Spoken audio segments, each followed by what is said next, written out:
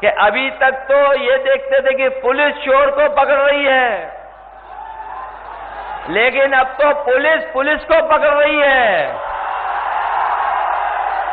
अभी हाल ही में आपके बगल में जानकारी मिली कि कुछ लोग जुआ खेल रहे थे और जुआ की जानकारी पुलिस को पता लग गई। उनका एक अधिकारी गया और पूरा पैसा भर ले गया, और वही जानकारी जब हमें मिली तो हमने सोशल मीडिया पे डाली।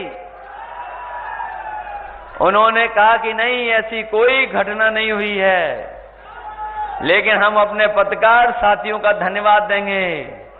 ये भी बहुत खोजी होते हैं, ये भी कहीं से सीसीटीवी की फुटेज निकाल के ले आए और उन्होंने भी सोशल मीडिया चैनल पे चला दी, और देखने को मिला कि वही पुलिस के अधिकारी है, बैग लेकर के जा रहे सीसीटीवी कैमरे के अंदर। बाद में सस्पेंड होना पड़ा। न केवल ये एक घटना है, बल्कि हमारे बलिया और गाजीपुर के लोग जानते होंगे, एक थाने की कमाई लाखों में थी प्रतिदिन कमाई लाखों में थी, लाखों में। कोई कहता था 5 लाख, कोई कहता था 10 लाख, कोई कहता था 15 लाख।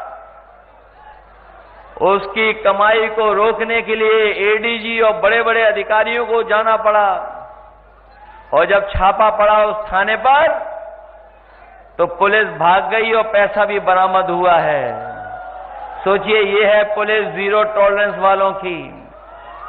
और मैं आपसे ये भी कहना चाहता हूं, जो महिलाएं और बेटियों की सुरक्षा की बात कर रहे हैं, पूरा रिकॉर्ड उठा करके देख लें आप। इतनी महिलाएं बेटियों ने कभी आत्मदाह करने की कोशिश नहीं की होगी जितना भारतीय जनता पार्टी की सरकार में हो रही है। और अगर मुख्यमंत्री जी ये कहते हैं कि समाजवादी सरकार में ये घटनाएं होती थी, तो कम से कम उन तक कोई आधार तो होगा, कहीं से आंकड़े तो लाए होंगे। अगर हम आंकड़े देखेंगे एनसीआरबी के, तो सबसे ज्यादा असुरक्षित अगर कहीं महिलाएं और बेटियां हैं तो वो उत्तर प्रदेश में, वो भी बीजेपी की सरकार में। और अभी आपने अखबार पढ़ा होगा, लखनऊ में आत्मदाह बेटियां न करें, महिलाएं न करें, उसके लिए अलग से फोर्स का गठन हुआ है। सोचिए, जिस सरकार को अलग से फोर्स का गठन करना पड़ रहा हो, और वो फोर्स का गठन इसलिए हो रहा है क्योंकि थाने और तहसील पर कोई सुनवाई नहीं है। गरीब जाए तो कोई सुनवाई उसकी नहीं है, कहीं न्याय नहीं मिल रहा है। और जो अच्छी योजनाएं हम लोग चला रहे थे, उन योजनाओं को भी इन्होंने बंद कर दिया, बिल्कुल खराब कर दिया। ये जो पुलिस के लिए हम लोगों ने 100 नंबर वाली व्यवस्था दी थी, जिससे हमारी पुलिस गांव में जाकर के मदद करे गरीबों की, किसी को थाने में ना आना पड़े, लेकिन इस सरकार ने सब कुछ उल्टा पुल्टा कर दिया। सुनने में आ रहा है, जब से ये नंबर बदला है 100 से 112, न केवल लूट बढ़ी है, बल्कि जो घटना पर जो सूचना मिलती है उसे पकड़ करके थाने में ला करके और लूटने का काम हो रहा है। सोचिए, ये है कानून व्यवस्था, ये है इनका काम करने का तरीका। मैं न केवल 2-3 घटनाएं बताई हैं मैंने, आए दिन ऐसी घटनाएं उत्तर प्रदेश में होती जा रही हैं, क्योंकि ये सरकार गरीबों की नहीं है, ये सरकार बड़े लोगों की है, उद्योग लगाने वालों की भी नहीं, बड़े बड़े उद्योगपतियों की है, और उनको मुनाफा पहुंचा रहे हैं।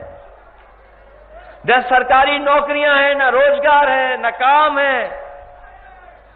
इस सरकार ने सबके साथ भेदभाव कर करके धोखा देने का काम किया है। इसलिए इस चुनाव में आप मदद करिए हम लोगों की, और जो वस्त्र पहन करके हमें और आपको धोखा दे रहे हैं, इनको सबक सिखाइए, क्योंकि कोई वस्त्र से नहीं बनता योगी, अपने विचारों से योगी बनता है, बातचीत से योगी बनता है। और ये जो नारा लेके आए अंग्रेजों वाला,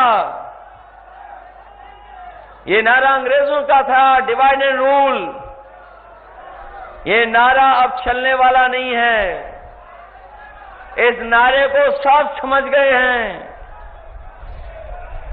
इसलिए हम कहना चाहते हैं कि अंग्रेज तो चले गए, लेकिन उनके वचनवंशी और विचारवंशी आज भी हमारे आपके बीच में हैं, जो बांटना चाहते हैं। पीडीए जोड़ना चाहता है, हम जोड़ करके इनको हराने का काम करेंगे। हम एक दूसरे का सम्मान कर करके, जोड़ करके इनको हराने का काम करेंगे। इस चुनाव में मदद करिए आप लोग सब मिल करके, सब लोग सहयोग करिए आप लोग। हम अपने नौजवानों से भी कहते हैं मदद करिए सब लोग मिल करके।